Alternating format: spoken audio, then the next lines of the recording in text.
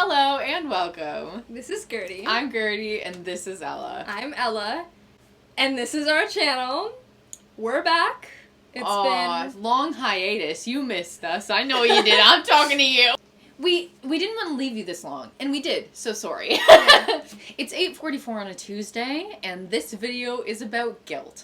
Yes, so obviously this video is a pretty heavy topic, and we're going to try our best to cover that by just kind of talking. So hopefully this isn't the worst video you've ever seen. We did not have the energy to plan. So we briefly discussed basically guilt, where we feel it, where we wanted to talk about, and the thing that got brought up the most was guilt in relationships. Whether that be romantic relationships or relationships with friends or family. I think for us both personally, we are in long-term relationships, and I do feel like that comes up when we talk about it. You know, with your family, it's kind of like they're your family. They love you kind of unconditionally in that sense, right? But when it's your partner, it's like there's this very real idea that you could lose that person. You're supposed to be in a mutually supportive relationship. Yeah. And when you yourself have such a debilitating condition, it's easy to feel like you're not doing as much. Yeah. For me, I've noticed that, like, because when I'm with my parents, I know those are the most volatile of arguments for me. I've never really lost it on my partner like I have with my parents. Yeah. But I also know that there's a sense of, like, unconditional love that is not possible in a relationship. But in a romantic relationship, I have found that I find myself holding back a lot. Yeah. And trying to restrain, but in a lot of ways, it kind of makes me feel more guilty. I'm a big overthinker. Oh, for sure. So if big I hold it catastrophizer. in, the bad thing is, too, if I hold it in too long and then one day just have a terrible day and it comes out. It all comes out. It's obviously 10 times worse than it would have originally been if I'd spoken about my insecurities or about my frustration earlier on, right? Because holding anything in, obviously, it's just going to build up and get worse. So what are some things that, like, you feel guilty about or how it affects you? My biggest thing is feeling guilty after, like, what I would call a PMDD episode. While I'm recovering, a lot of the time, if I've had a breakdown, mostly when it's, like, in front of someone, maybe on the phone with someone, but the biggest one when it's around my boyfriend. A lot of guilt. It just, like, I feel like the villain. I feel like I'm crazy in that, you know, we're not in a mutually supportive relationship, like I said. Or I'm, like, not kind of being the partner that I want to be. And that he's looking at me like I'm the crazy one. And that, like, he's doing all this work to help when, like, I'm not giving anything in return. Whereas on the inside, I'm trying so hard. Both in relationships with men. I really do hate to stereotype, but there is something there with men and menstruation disabilities. And I don't only see it with my partner, I also see it with my father. Yeah. Where they validate the struggle and how much I'm going through, but they don't validate the disability. I don't know if you feel that at all. No, I do, and, like... But, like, they don't get it, and they don't really care to get it, to be honest. And that's so tough because I know we both have very supportive partners who have been totally understanding and very, like, supportive to us. But it is one of those things where, you know... It's like when you aren't a uterus owner and you aren't menstruating and you don't have a cycle. There's so much stigma around this disability that there is an expectation that you do get up, you do go. Bleeding, cramping, hormones, not an excuse. And when you are debilitated by it, there is a lot of guilt that comes with that. Because you do feel like, even though it's diagnosed, even though you can acknowledge it, you can track it, you can see it, somehow in my brain, and I think in a lot of people's brain, you're still like, you know, it's not an excuse. It is hard, though, because a part of this guilt conversation is that there are sometimes in relationships with your family or your friends or whatever that you do feel like you are a toxic person. All the time. Like, and the hard thing is when you're going through a PMDD episode or a PMD episode in general, like, you don't know what you're doing at the time. When you have a PMDD episode, you are watching yourself through a frosted window pane.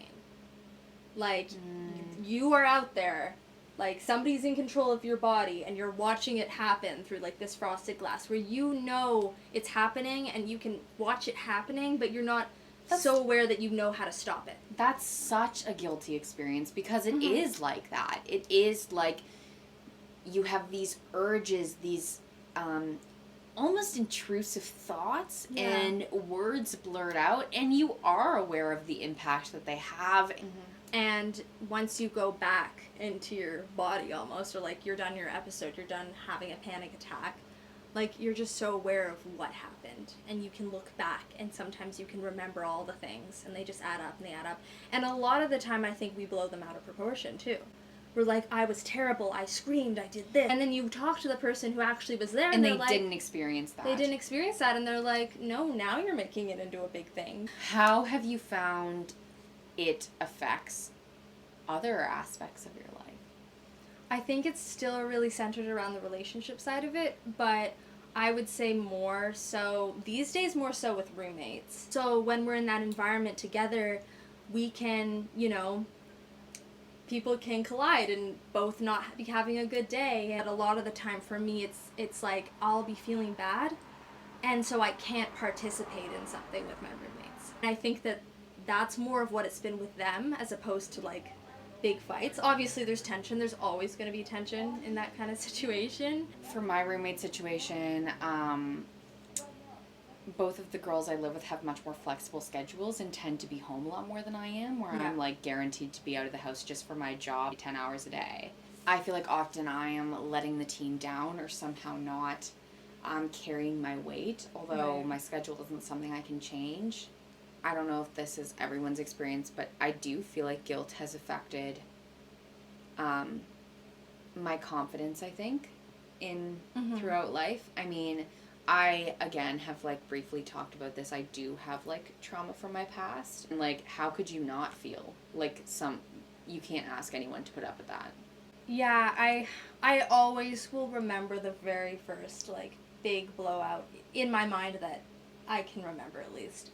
And that was in high school, and I felt insane. I had never, up until that point at least, like, felt that kind of loss of control. And so afterwards I was like, I can't believe I put my family through that. Because they've done a great job raising me. My two parents have been amazing, and, like, I haven't had the same experiences you have had, obviously. Like, everyone's different. But I just felt so guilty. I do think there's another element of guilt when it comes to family, more so extended family. I think that your extended family does see you at your worst, you growing up, but they also don't get the full story. And so for me, I find that there's a lot of preconceived notion on who I am as a person based on my volatility and mental health issues, because I am just known as the crier all the time. The unstable one. And as the unstable one. Yeah. And also I ask too much of my parents and I whatever, but there is that element that they don't see the whole story. Yeah, I hope that you related or could acknowledge that this is a normal feeling and maybe find community. And we're all gonna feel guilty, but that doesn't mean we are guilty. Whoa. I feel like that was a good note to end it on. Summary. Anyway, let's do our check-ins. Yeah. Ella, do you want to go first? So I started going on Maya, which was the birth control that Gertie was on. It's my first pill pack, and what day is it? Day 7 or day 8 now. I experienced a pretty big breakdown on kind of the first day once my period was over and I started the new pack, and I'm kind of, right now I'm attributing that to the fact that it's different hormones, it's different concentration, it's a different pill. So hopefully I can stay cognizant of that moving through this first cycle, and that's my biggest worry, is that I'm going to forget that it's new. Yeah. Because that doesn't mean it isn't working, but my body needs to get used to it. Yeah. But the last few days have been good. Yeah. So just taking it day by day. Yeah, what about you? I am in my second cycle after going off birth control, and I do feel like my body is still adjusting in a lot of ways. In a lot of ways, it's been a more validating experience because there is a very clear a luteal phase. Speaking of luteal phase, I completely forgot to mention during my check-in this week, I did cut all my hair off in the backyard and also buy a motorcycle. Okay, bye. I haven't had an episode per se, but I have had many a breakdown and been very short and aggravated and teary and mood swings galore, and it hasn't been easy. Mm-hmm. Overall, I feel good.